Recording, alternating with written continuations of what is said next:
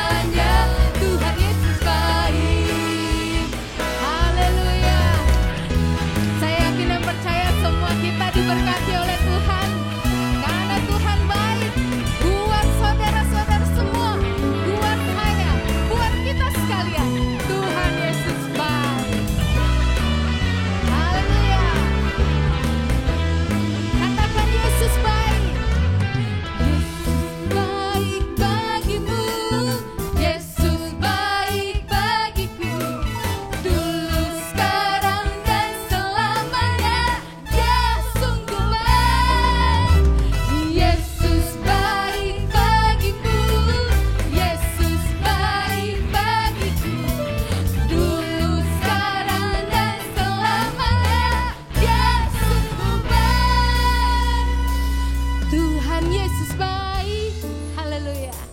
Sungguh amat baik, puji Tuhan. Dulu, sekarang, dan selamanya Tuhan Yesus baik. Tuhan Yesus baik, haleluya. Sungguh amat baik untuk selama-lamanya. Tuhan Yesus baik, haleluya. Yesus baik, sungguh amat baik untuk selama-lamanya. Tuhan Yesus baik, Tuhan Yesus baik, sungguh amat baik untuk selama-lamanya. Tuhan Yesus baik, dari selama-lamanya, dari selama-lamanya sampai selama-lamanya, untuk selama-lamanya. Tuhan Yesus baik. Haleluya, puji Tuhan. Silakan duduk jemaat sekalian. Kita akan masuk ke hadirat Tuhan. Terima kasih Tuhan. Terima kasih karena Tuhan begitu baik. Terima kasih kalau kami boleh ada sampai dengan saat ini. Itu semua karena anugerah daripada Tuhan. Terima kasih Tuhan. Haleluya. Haleluya. Syukur bagimu Tuhan. Kiranya kita boleh siapkan hati kita, pikiran kita terfokus pada Tuhan. Kita akan mendengarkan sebagian firman Tuhan. Biarlah firman Tuhan ini boleh menjadi pegangan hidup kita. Karena Tuhan Yesus sendiri yang begitu baik. Terima kasih Tuhan. Terima kasih. Terima kasih. Haleluya. Yesus. Bukan karena kekuatan kami, bukan karena kekayaan kami, bukan karena fasih lidah kami, tapi semua karena anugerah daripada Tuhan. Haleluya. Bukan karena kebaikanku, bukan karena fasih lidahku, bukan karena kekayaanku, ku dipilih, ku dipanggilnya, bukan karena kecakapanku, bukan karena baik rupaku, bukan karena kelebihanku, ku dipanggil, ku dipakainya. Bila aku dapat, itu karenanya. Bila aku punya, semua daripadanya. Semua karena anugerahnya diberikannya pada kita. Semua anugerah bagi kita bila kita dipakainya. Saudara-saudara, bukan karena kekuatan kita, bukan karena kekayaan kita, bukan karena fasih lidah kita, tapi semua karena anugerah yang Tuhan berikan dalam kehidupan kita. Biarlah kita tetap mengucap syukur kepada Tuhan, tetap mengandalkan Tuhan dan berkata, Tuhan terima kasih Tuhan untuk kebaikan Tuhan dalam kehidupan kita sekalian. Mari saya jemput saudara-saudara untuk bangkit berdiri. Kita akan pujikan sekali lagi pujian ini. Haleluya. Bukan karena kebaikanku, bukan karena fasih lidahku, bukan karena kekayaanku, ku dipilih, ku dipanggilnya, bukan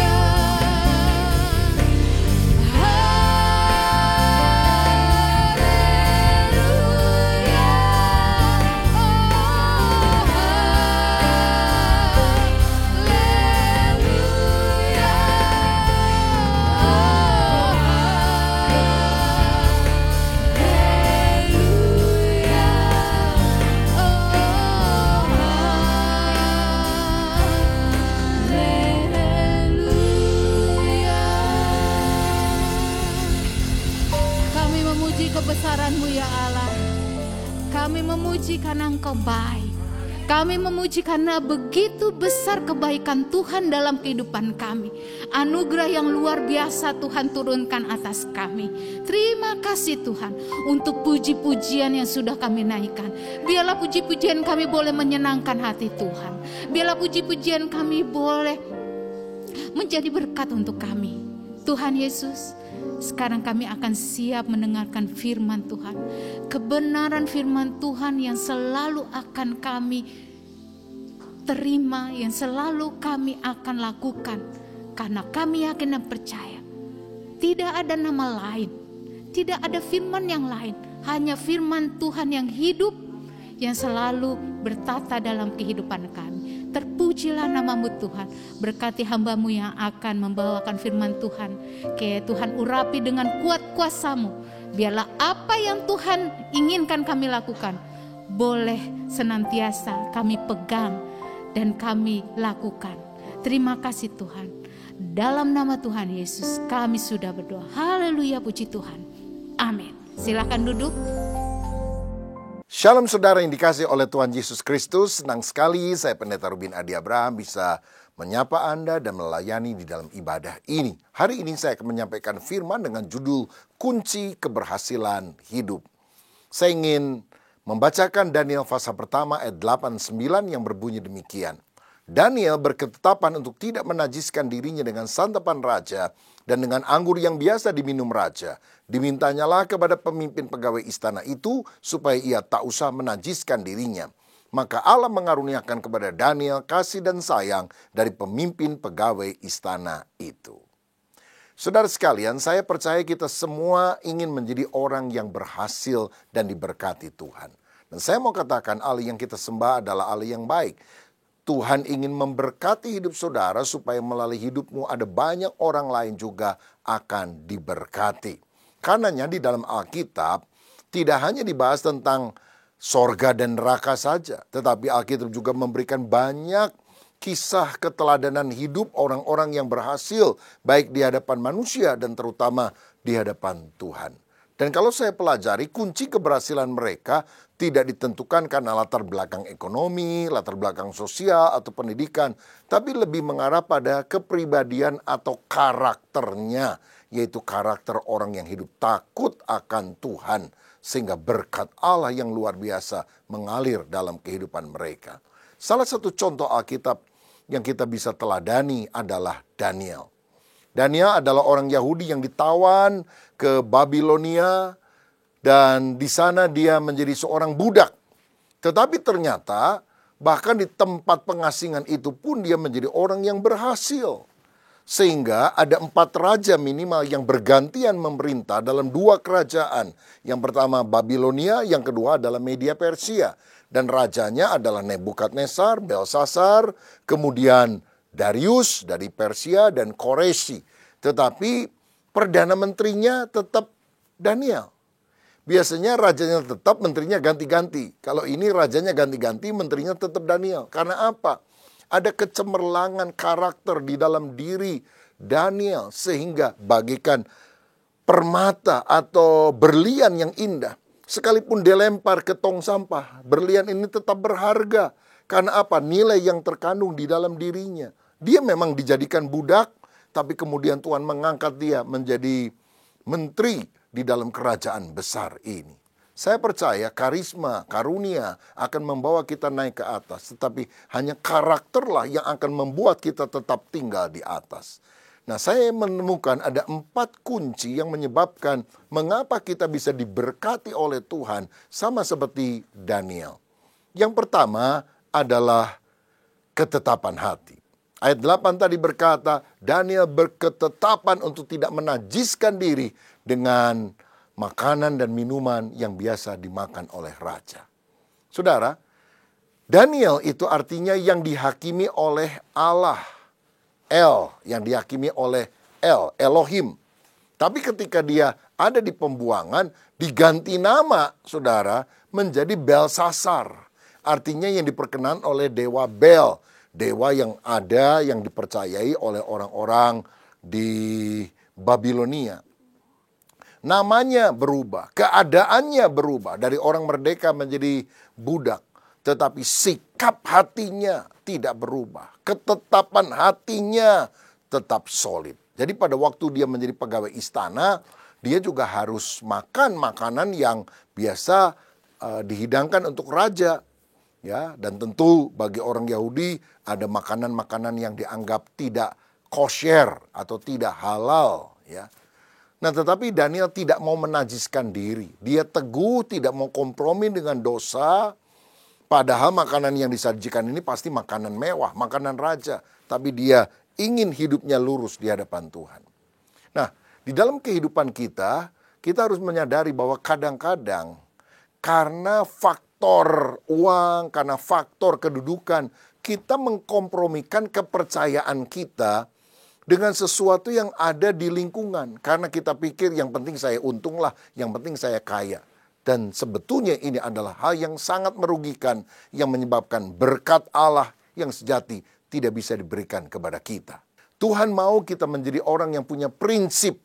Katakan ya bila ya, katakan tidak bila tidak. Lebih daripada itu berasal dari si jahat. Saya ingat satu kali ada orang yang mau masuk ke perusahaan dan dites. Pegawai pertama datang dan pimpinan itu berkata, "Oke, kira-kira kamu bisa jawab ini enggak? 2 tambah 2 berapa?" Orangnya bingung. Oh, pertanyaan gampang banget. Dia bilang 4, Pak. Orang ini bilang, "Keluar, kamu tidak diterima." Karena si pimpinan berkata, wah, orang ini saklek apa adanya.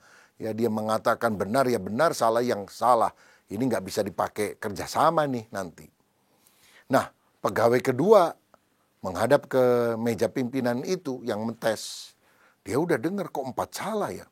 Jadi ketika ditanya, 2 tambah 2 berapa? Dia bilang, 5 Pak, 5. Siapa tahu 4 salah, 5 benar. Pimpinannya pikir, wah ini orang licik nih. Dia tahu 2 tambah 2, 4 salah. Dia pakai ilmu berkelit ini. Wah, bisa-bisa dia merugikan perusahaan kita. Keluar, saya tidak terima. Pelamar yang terakhir jadi bingung lagi, saudara sekalian. Ini berapa maunya? 2 tambah 2, 4 salah, 5 salah. Lalu ketika ditanya lagi, menurut kamu 2 tambah 2 berapa? Dia bilang, itu sih terserah Bapak aja deh. ABS asal Babe senang. Mau 4 boleh, 5 boleh, 10 boleh. Bapak atur aja, saya ikut aja. Langsung pimpinan bilang, bagus, kamu mulai kerja di sini ya. Jadi kamu harus menyesuaikan diri dengan apa yang ada.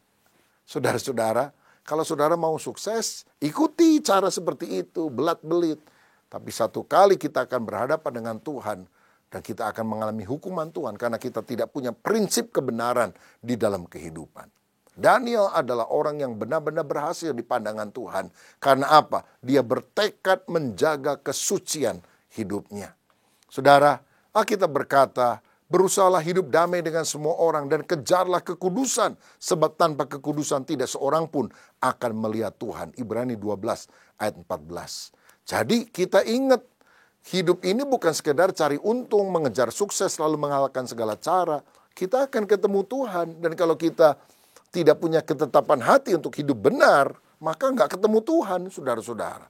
Tapi kalau orang punya prinsip, dia siap menanggung resiko, tetapi Allah akan menyertai kita. Saya ingat ada seorang muda baru lulus kuliah, lalu dia pergi ke Jakarta untuk melamar pekerjaan. Cari kerjaan kan gak gampang sekarang, saudara. Dia lamar sana-sini, ditolak. Satu kali ada perusahaan, gak besar sih ya, mau menerima dia. Dia bilang, kamu boleh masuk, gajinya sekian, tapi hari Minggu tetap kerja, karena toko kami juga buka hari Minggu. Aduh, anak muda ini bergumul, saudara. Karena dia orang Kristen, hari Minggu biasanya dia ke gereja, bahkan pelayanan. Lah kalau sekarang nggak bisa ke gereja, kan gimana? Aduh, tapi dia juga pikir, gimana ya kalau saya nggak terima pekerjaan ini, saya udah ikut di tempat kos teman saya, sudah beberapa minggu, nggak enak ngantungin hidup sama dia terus. Aduh, gimana ya? Tapi dia ingat bahwa dia harus tetap mengutamakan Tuhan. Akhirnya dia bilang, maafkan saya bos, saya pengen banget kerja, tapi kalau boleh hari Minggu saya cuti ya, saya mau ke gereja. Oh nggak bisa, mau kerja, mau cuti lagi. Udah, nggak usah, ditolak. Saudara, dia pulang dengan sedih, tapi minggu depannya Tuhan buka jalan. Dia diterima di sebuah perusahaan yang lain, gajinya kira-kira 1,5 kali lebih besar dari perusahaan yang pertama, bahkan dapat fasilitas tinggal di mes, di tempat tinggal yang disediakan untuk para karyawan. Dan yang paling penting, hari Minggu libur. Dia bisa pergi ke gereja dan dia melayani Tuhan. Saudara sekalian, karena itu, mari kita miliki ketetapan hati. Jangan ragu-ragu untuk taat kepada firman. Jangan bilang, ya Tuhan saya mau taat, kecuali kalau kepepet. Tapi mari kita teguh di dalam kebenaran. Sebab jika demikian, maka ayat 9 sebagai hasilnya seperti Daniel, Tuhan yang akan mengaruniakan kasih dan sayang dari pegawai istana itu kepada Daniel, sehingga Daniel bisa dipromosikan oleh Tuhan. Jadi kalau saudara mau berhasil, yang pertama mesti ada ketetapan hati untuk mengikuti kebenaran firman. Yang kedua, untuk menjadi orang yang berhasil dalam kehidupan, kita mesti memiliki kerendahan hati. Ini sifat yang sangat penting. Nah, di pasal kedua dari kitab Daniel, dikisahkan Raja Nebukadnezar bermimpi.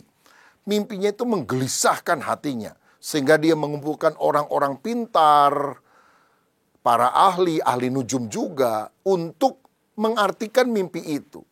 Tapi supaya dia tidak ingin mendapatkan jawaban yang asal babe senang, maka pertanyaannya gini, tadi malam saya mimpi, tolong kasih tahu mimpinya apa dan jawabannya apa, atau artinya apa. Lalu orang-orang lain bilang, mestinya raja kasih tahu dulu dong mimpinya apa, lalu kami akan memberitahu maknanya.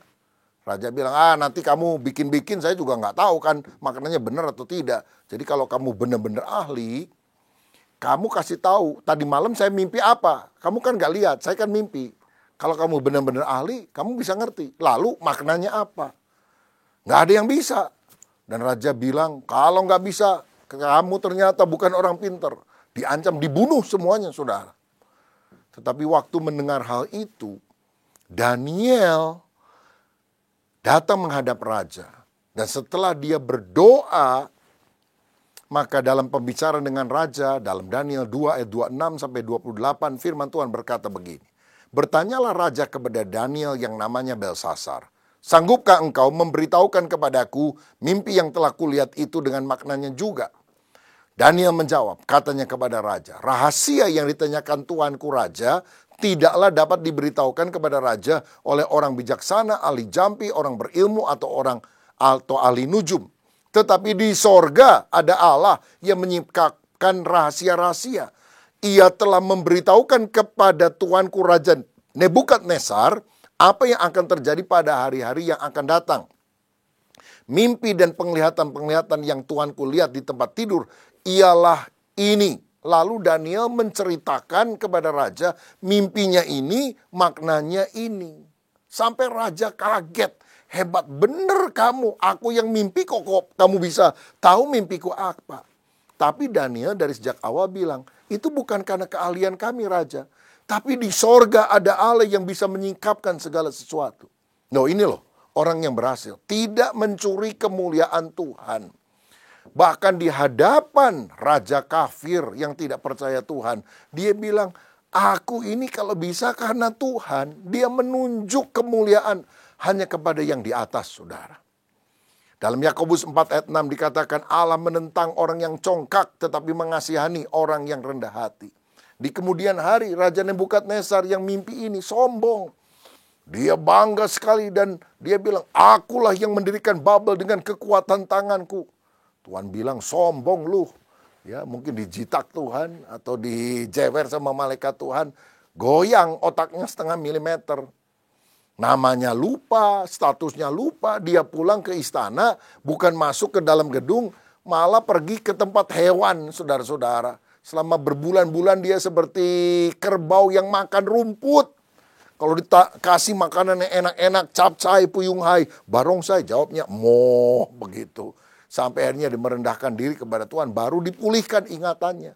Oh, Allah gak suka banget sama orang yang sombong, yang mau mencuri kemuliaan Tuhan.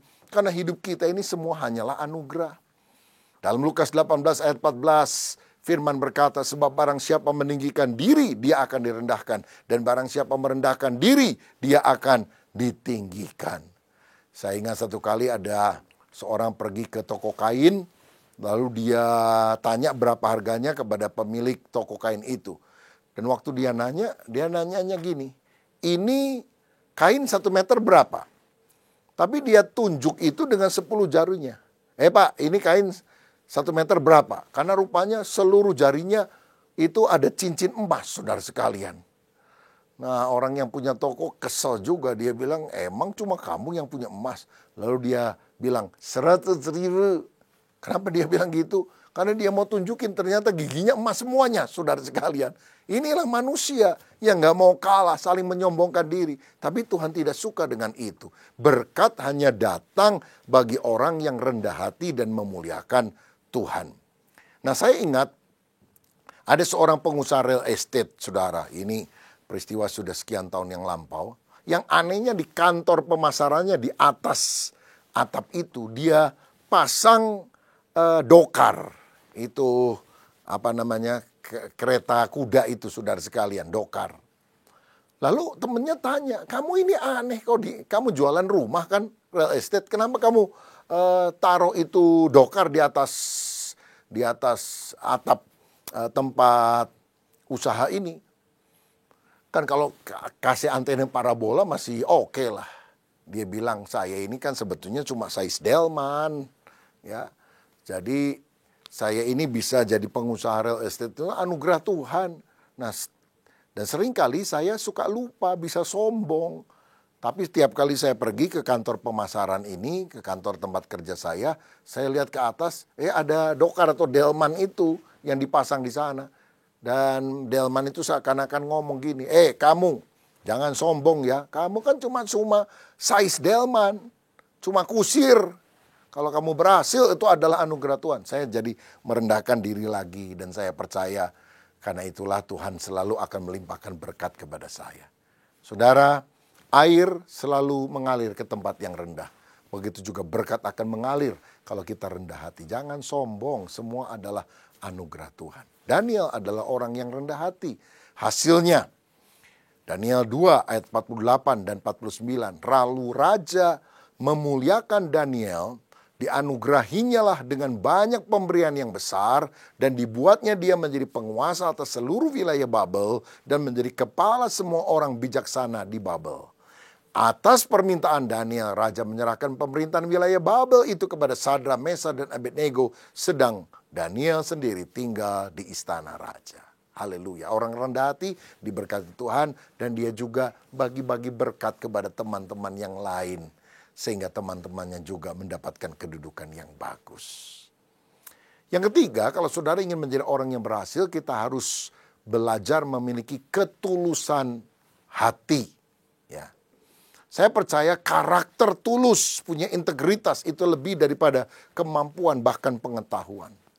Nah, di dalam pasal yang ke-6 dari kitab Daniel, Raja Darius itu memiliki 120 orang wakil raja karena kerajaannya tersebar sangat luas sekali pada waktu itu. Dari Asia ke Eropa, saudara, sampai ke India. Lalu dari 120 wakil raja itu dipilih 3 pejabat tinggi. Salah satunya adalah Daniel. Wah, luar biasa. Ini menteri koordinator gitulah. Daniel salah satunya. Kenapa? Karena dia dapat dipercaya. Bahkan Daniel ini mau diangkat lagi menjadi langsung pejabat tinggi di bawah raja. Karena dia tidak seperti pagar makan tanaman. Korupsi sana sini, bohong sana sini. Enggak. Karena dia orang yang tulus hati. Bekerja dengan jujur. Akibatnya ayat 4. Maka Daniel ini melebihi para pejabat tinggi dan para wakil raja itu. Karena ia mempunyai roh yang luar biasa. Spirit of excellence. Nah ini, karena rohnya, relasinya dengan Tuhan baik. Maka semua yang dia kerjakan, excellent. Akibatnya raja bermaksud untuk menempatkannya atas seluruh kerajaannya. Jadi tangan kanannya raja. Saya yakin ketulusan dan kejujuran adalah modal kita untuk sukses diberkati oleh Tuhan. Yesaya 33 ayat 15 dan 16 berkata begini. Orang yang hidup dalam kebenaran, yang berbicara dengan jujur, yang menolak untung hasil pemerasan, yang mengebaskan tangannya supaya jangan menerima suap, yang menutup telinganya supaya jangan mendengarkan rencana penumpahan darah, yang menutup matanya supaya jangan melihat kejahatan. Dialah seperti orang yang tinggal aman di tempat-tempat tinggi. Bentengnya ialah kubu di atas bukit batu. Rotinya disediakan, air minumnya terjamin. Jadi orang yang sungguh-sungguh jujur, Tuhan angkat di tempat tinggi, rotinya disediakan, air minumnya terjamin. Kebutuhan kita akan Tuhan siapkan. Haleluya. Karena itu mari kita jadi orang yang takut akan Tuhan. Sebab Tuhan akan mengangkat kita jadi kepala, tidak akan jadi ekor. Kita akan naik terus, tidak akan turun. Kalau apa? Hati kita jujur, tulus di hadapan Tuhan. Nah, tentu saja niatan raja ini menimbulkan kecemburuan, iri hati. Karena apa? Daniel itu kan dulunya tawanan, non pribumi lah istilahnya. Dan dicoba dicari-cari kesalahannya. Tapi ayat 5 dikatakan kemudian para pejabat tinggi dan wakil raja itu mencari alasan dakwaan terhadap Daniel dalam hal pemerintahan. Tetapi mereka tidak mendapat alasan apapun atau sesuatu kesalahan. Sebab ia setia dan tidak ada didapati sesuatu kelalaian atau sesuatu kesalahan padanya. Orang kalau jujur mau dicari-cari kelemahannya nggak ketemu, saudara sekalian. Karena apa? Setiap celah itu ditutupi oleh kejujurannya. Nggak ada celah jadinya. Tapi apakah bisa hal itu terjadi pada masa kini? Orang kan suka tanya, jujur, mujur, atau hancur? Lalu orang jawab sendiri, hancur, malah hancur lebur. Mana bisa kita hidup jujur di tengah dunia nggak jujur seperti ini? Kalau ada 10 orang hakim, 9 tidak jujur, 1 jujur, yang jujur ini yang akan hancur hidupnya. Kan kita selalu memikirkan hal semacam itu. Sehingga banyak orang ikut situasi. Nggak mau jujur. Di gereja nyanyi puji Tuhan angkat tangan dengan penuh perasaan. Tapi kalau lagi dagang, nipu orang juga dengan penuh perasaan, saudara. Tapi ingat ini. Kalau saudara nggak jujur, engkau bisa mendapatkan keuntungan. Tetapi sekali orang tahu, maka seumur hidup engkau tidak akan dipercaya. Ngapain sih kita bohong-bohong? Demi gengsi, demi rasa diri kita hebat, apa gunanya? Saya pernah dengar cerita nih saudara, ada seorang yang baru diangkat menjadi kolonel, dia bangga sekali dengan posisinya saudara, lalu dia masuk ruangan kerjanya yang baru, dan gak lama kemudian ada orang ketok pintu. Siapa nih ya, tamu pertama nih. Lalu untuk menunjukkan bahwa dia orang penting, dia angkat telepon. Dia pura-pura sebetulnya saudara, dia angkat telepon. Lalu dia bilang, silakan masuk. Jadi begitu orangnya masuk, dia ngomong gini di telepon. Jadi jam 2 siang ini saya akan ketemu dengan 3 jenderal ya. Baik, saya akan datang. Terima kasih untuk undangannya. Langsung dia taruh telepon. Lalu dia bilang sama tamu itu, Anda siapa? Saya sedang diundang untuk ketemu 3 jenderal jam 2 siang. Jadi cepat, kasih tahu permintaan kamu apa kepada saya. Orang itu gemeter, dia bilang, maaf Pak, saya ini petugas dari kantor telepon. Karena saya dengar laporan katanya di kantor ini, di meja Bapak teleponnya itu rusak. Saya juga bingung ya, belum saya perbaiki kok Bapak sudah bisa telepon. Apa boleh saya coba dulu? Wah kaget ini kolonel, karena sebetulnya teleponnya mati saudara sekalian. Lah ngapain kita bohong-bohong untuk menunjukkan kitanya hebat pada ternyata berdusta? Saya percaya untuk long term, jangka panjang, orang yang jujur itu yang akan diberkati Tuhan. Yang gak jujur untung sebentar bisa, tapi untuk langgeng, mana mungkin. Saya pernah dengar cerita, saudara, ada seorang penjual kuda di Amerika Serikat. Nah, satu kali kudanya ditawar oleh orang lain karena orang itu mau beli, kudanya bagus banget, begitu. Lalu si penjual bilang gini, Pak, saya itu dulu beli kuda ini modalnya $1.500. Saya pengen dapat untung $500, jadi saya jual $2.000 deh kepada Bapak. Orang itu bilang, kurangin dong, bisa kurang nggak? Ya nggak bisa Pak, ya untung saya kurang banyak kalau gitu. Dan karena ditawar nggak bisa dan karena memang kudanya dianggap bagus, orang itu kemudian bilang, oke deh saya bayar $2.000.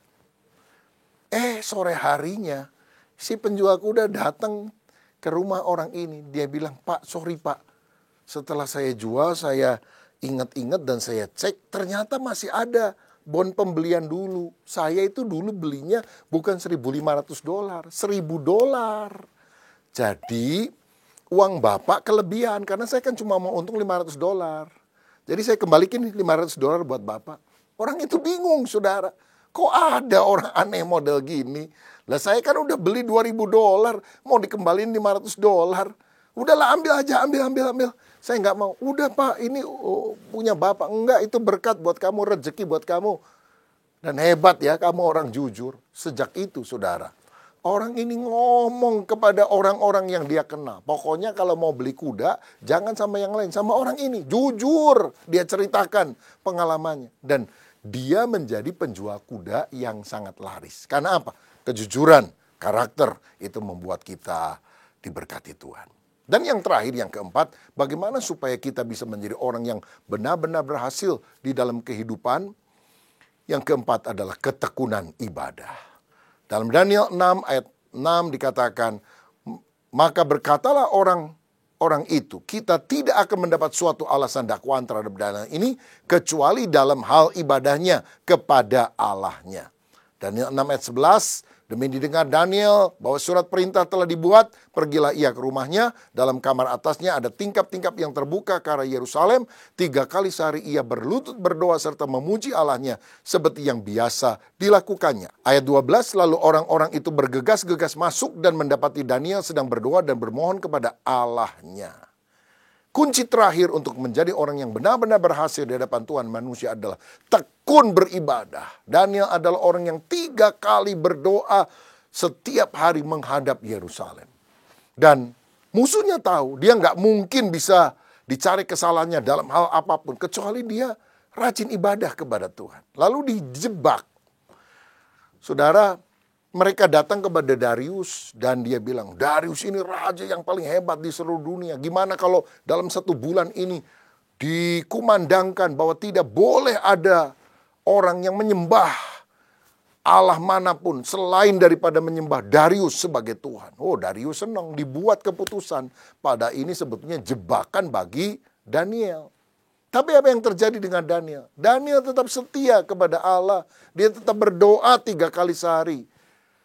Dan karena itu dia ditangkap oleh pegawai-pegawai istana karena melanggar ketetapan raja. Dan dimasukkan ke dalam gua singa sebagai hukuman. Darius akhirnya sadar ini jebakan orang-orang lain menggunakan nama dia. Tapi dia nggak bisa apa-apa, dia harus konsekuen dengan keputusan itu. Saudara, saya mau katakan, kadang-kadang kita menderita bukan karena hal yang jelek. Tetapi sebaliknya karena kejujuran, karena kita setia kepada Tuhan.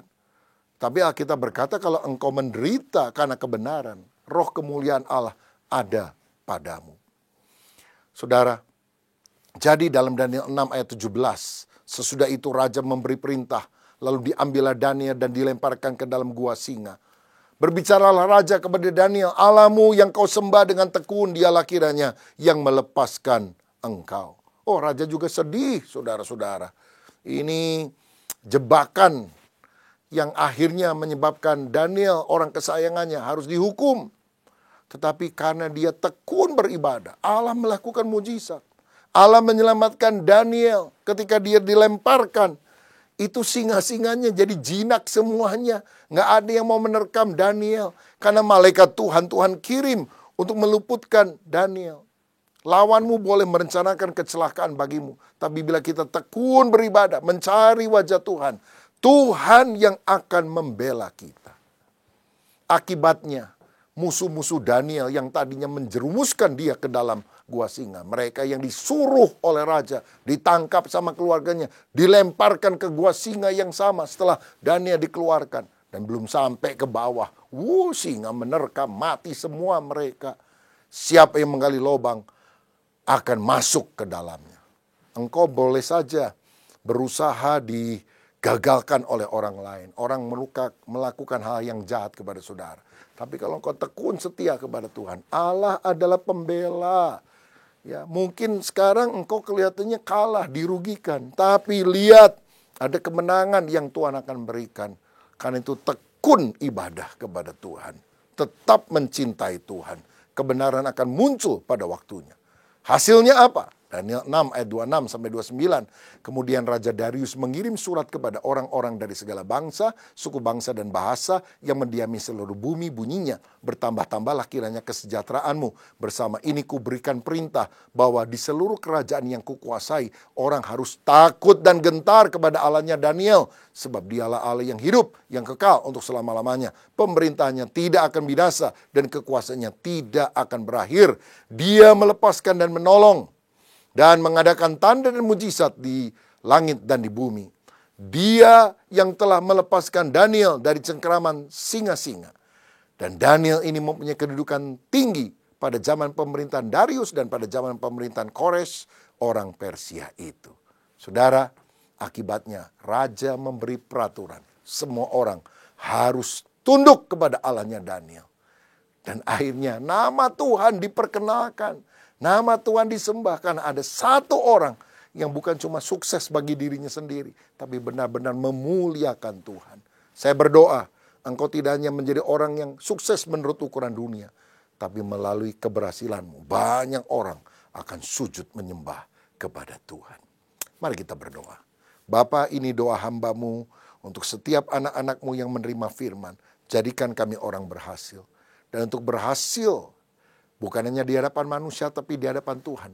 Kami harus punya ketetapan hati, kerendahan hati. Kami juga harus punya ketekunan ibadah, ketulusan hati.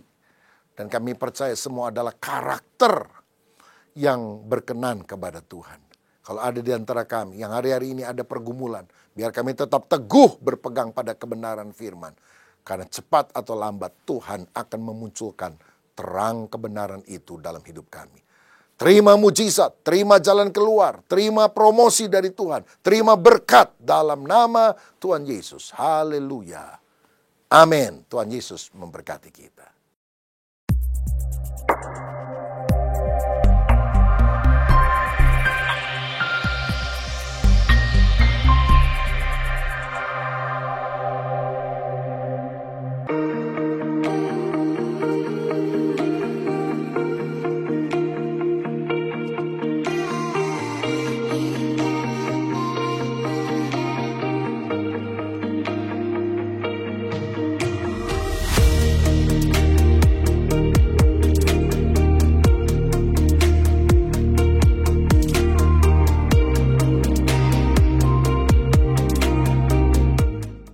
Shalom saudara, terima kasih sudah beribadah bersama kami di tempat ini. Kami berharap saudara bisa menikmati hadirat Tuhan melalui ibadah ini.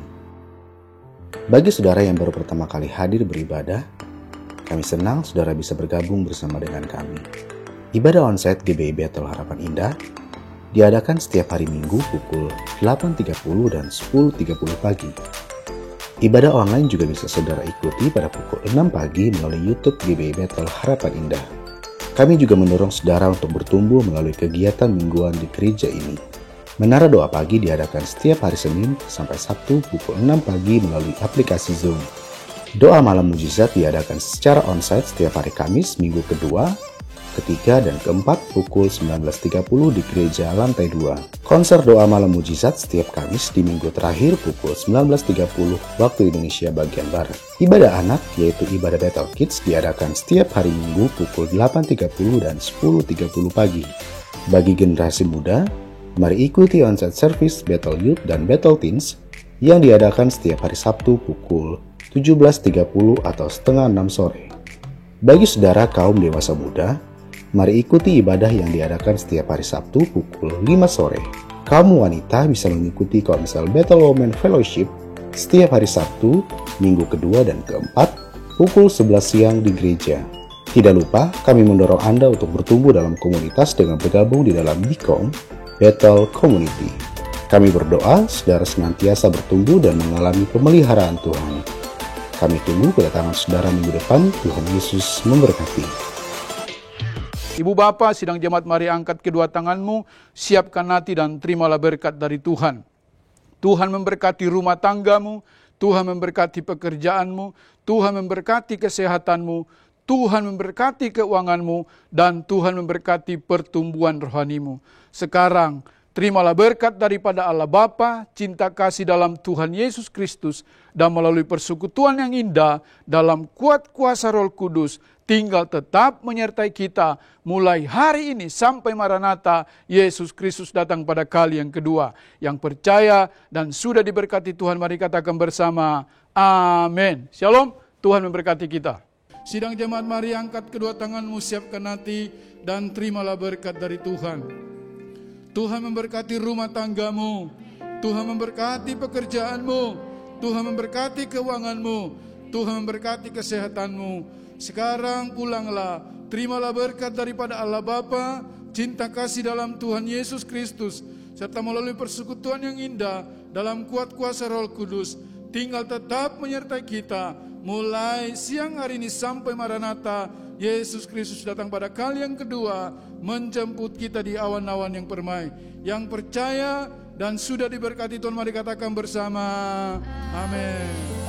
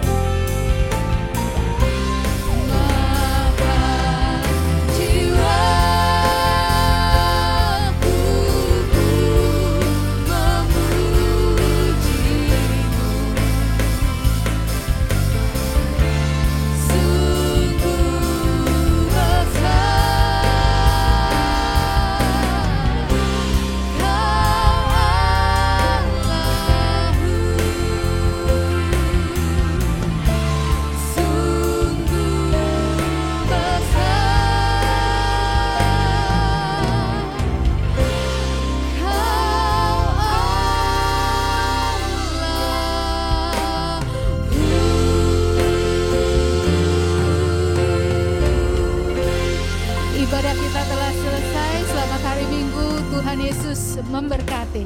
Amin.